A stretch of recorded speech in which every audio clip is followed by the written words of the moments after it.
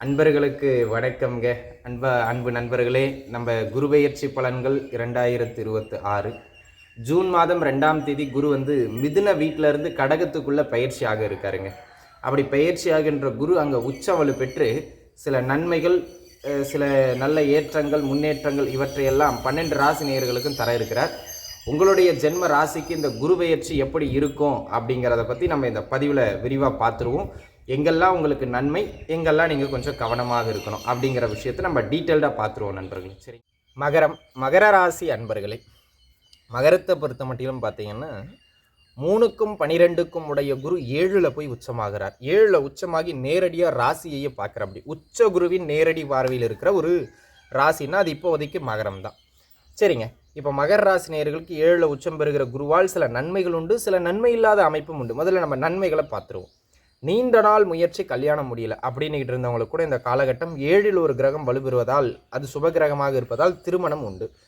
So திருமண முயற்சிகள் தாராளமாக எடுக்கலாம். கணவன் மனைவிக்கிடையில் ஆல்மோஸ்ட் சண்டை சச்சரவு ஹெவியாக போய்கிட்டு இருந்தது கூட இந்த குரு பயிற்சிக்கு பிறகு ஓரளவு கண்ட்ரோலில் வந்துடும். கவலைப்பட வேண்டிய அவசியம் இல்லை.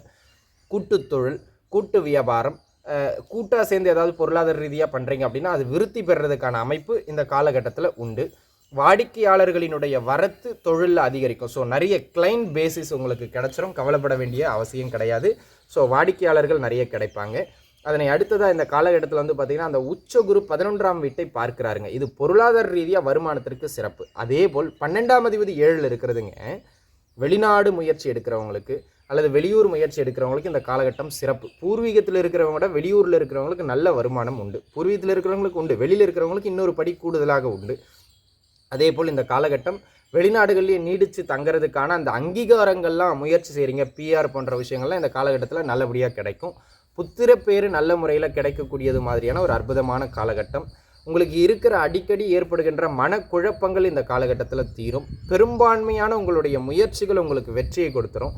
எதிர்பாராத நிறைய பேரினுடைய உதவிகள் உங்களுக்கு கிடைக்கும். தக்க சமயத்தில் தக்க உதவிகள் கிடைக்கிற காலகட்டம். நீண்ட நாளாக ஏதாவது விற்க முடியாமல் இருக்குது ஒரு சொத்து பத்து அப்படின்னு சொன்னால் அதை விற்கிறதுக்கான வாய்ப்புகள் இந்த காலகட்டத்தில் உண்டு. சகோதர உறவுகளுக்கு இடையில் இருந்து வந்த பிரச்சனைகள் குறைஞ்சி போய் நல்லபடியாகவே மாறிடும். கவலைப்படுறதுக்கான அவசியம் கிடையாது. ஏதாவது புதிய ஒப்பந்தங்கள், டாக்குமெண்டேஷன்ஸ்லாம் ஏதாவது பிரச்சனை இருக்குன்னா அதெல்லாம் சரி செய்கிறதுக்கு இந்த குரு பெயர்ச்சி காலகட்டம் உங்களுக்கு உறுதுணையாக அமையும். அதே போல் இந்த காலகட்டம் பொருளாதார ரீதியாக கையில் ஒரு நல்ல பண நடமாட்டத்தை எப்போவுமே கொடுத்துக்கிட்டே இருக்கும். உங்களுக்கு மட்டும் இல்லை, உங்கள் குடும்பத்திலையும் இந்த காலகட்டம் சுப நிகழ்வுகளை நல்ல முறையில் ஏற்படுத்தும். கொஞ்சம் சேமிப்புகளை அதிகப்படுத்துகிற காலகட்டம். தொழில், பொருளாதாரம், வேலையில் பரவாயில்லைங்கிற அளவுக்கு ஒரு நல்ல முன்னேற்றம் நிச்சயமாக கிடைக்கிற ஒரு அற்புதமான காலம் இது.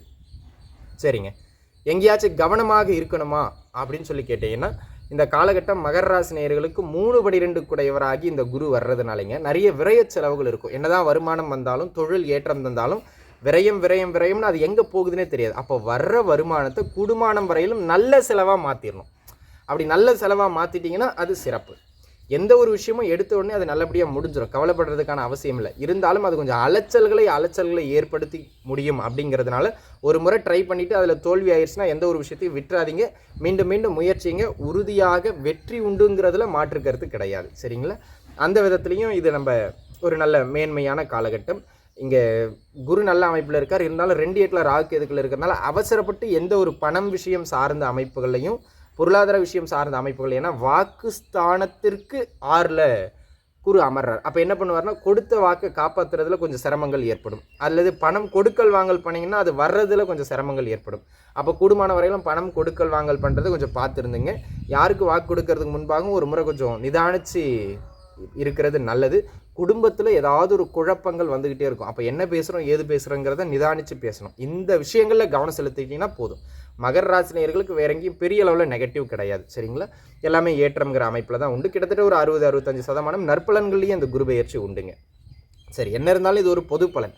10லிருந்து 15% தான். நீங்கள் ஏதாவது முக்கிய விஷயங்கள் பண்ண போகிறீங்க, பொருளாதார ரீதியாக ஒரு கால் வைக்க போகிறீங்க அப்படின்னு சொன்னால் எதுக்கும் உங்கள் சுய ஜாதகத்தை ஒரு முறை தசாபுக்தி நல்லா இருக்கான்னு செக் பண்ணிக்கிட்டு பண்ணுறது நல்லது. சரிங்களா? மற்றபடி இந்த காலகட்டம் நல்ல மேன்மை. அனைவரும் நன்றாக இருப்பீர்கள் நண்பர்களே. மீண்டும் ஒரு நல்ல பதிவில் பார்க்கலாம். சரிங்களா? நன்றி. போயிட்டு வாங்க. நன்றிங்க நண்பர்களே.